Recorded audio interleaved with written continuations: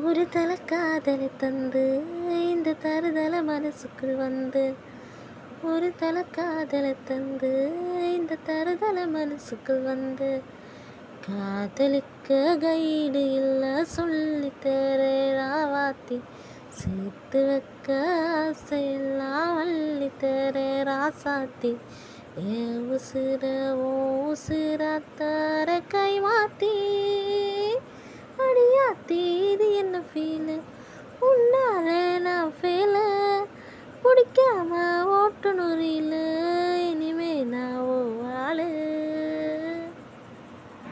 Hello, എല്ലാവർക്കും പുതിയൊരു വീഡിയോയിലേക്ക് സ്വാഗതം. ഇന്ന് നമ്മൾ ഉണ്ടാക്കാൻ പോകുന്നത് ഒരു ഈവനിങ് സ്നാക്ക് റെസിപ്പിയാണ്.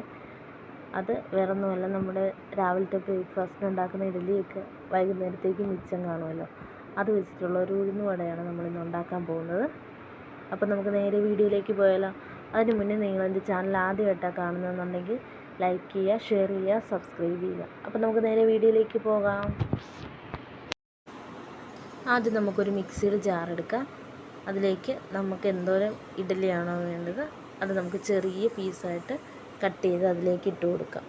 അപ്പോൾ ഞാനൊരു 4 ഇഡ്ഡലിയുടെയാണ് എടുക്കുന്നത്. അപ്പോൾ അതിനനുസരിച്ചിട്ടുള്ള സാധനങ്ങളാണ് ഞാൻ എടുക്കുന്നത്.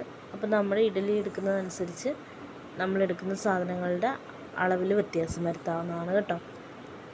അപ്പോൾ ഇത് ഞാൻ ആ ഇഡ്ഡലി ജസ്റ്റ് ഒന്ന് കറക്കി എടുത്തിട്ടേ ഉള്ളൂ. നമ്മൾ ഒരുപാട് അങ്ങ് അരിഞ്ഞു പോകണ്ട, ജസ്റ്റ് ഒന്ന് കറക്കി എടുത്താൽ മതി. അപ്പോൾ ഇത് അങ്ങനെ കറക്കി എടുത്തിട്ടുണ്ട്. ഇനി ഞാൻ അതിലേക്ക് ഇടാൻ പോകുന്നത് ഒരു ചെറിയ സവോളയുടെ പകുതി ഭാഗമാണ്, ചെറുതായിട്ട് അരിഞ്ഞതാണത്. അത് നമുക്ക് ചേർത്ത് കൊടുക്കാം. ഇനി നമ്മൾ അതിലേക്ക് ഇടാൻ പോകുന്നത് പൊടിയായിട്ട് അരിഞ്ഞ് ഇഞ്ചിയാണ്. അതൊരു ചെറിയ കഷ്ണം നമ്മൾ എടുത്തിട്ടുണ്ട്. ഒരു 3 പച്ചമുളക് ചെറുതായിട്ട് അരിഞ്ഞത്, 2-3 കറിവേപ്പിലയും കൂടി ഞാൻ ചെറുതായിട്ട് അരിഞ്ഞ് അതിലേക്ക് ഇട്ടിട്ടുണ്ട്. ഇനി നമ്മളിടുന്നത് ഒരു 4-5 ചതച്ച കുരുമുളകാണ് ഇടുന്നത്. അത് നമ്മുടെ എരിവിനനുസരിച്ച് നമുക്ക് ചേർത്ത് കൊടുക്കാം. ഇനി ഞാൻ ഇട്ട് കൊടുക്കുന്നത് ഒരു നുള്ള് സോഡാപ്പൊടി, ഒരു നുള്ള് ഉപ്പ്.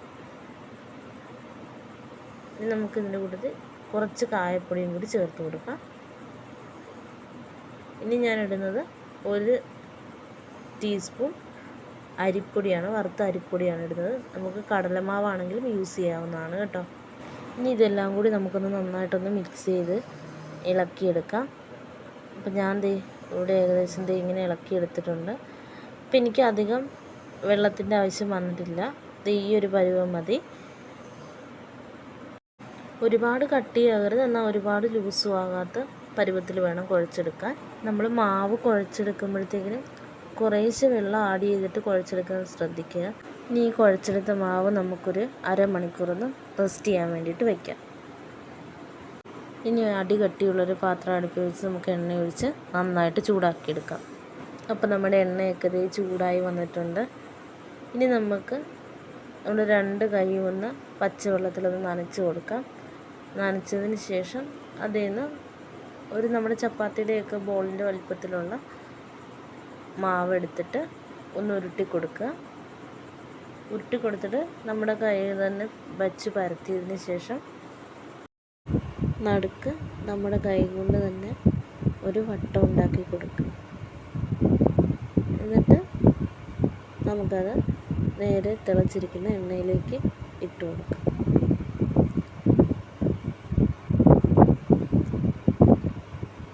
കൈ ഒന്ന് നനച്ചിട്ടാണ് നമ്മൾ ചെയ്യുന്നതെന്നുണ്ടെങ്കിൽ നമ്മുടെ കയ്യിലൊന്നും ഒട്ടിപ്പിടിക്കുകയൊന്നുമില്ല, പെട്ടെന്ന് കയ്യിൽ നിന്ന് അടന്ന് പോരുകയും ചെയ്യും.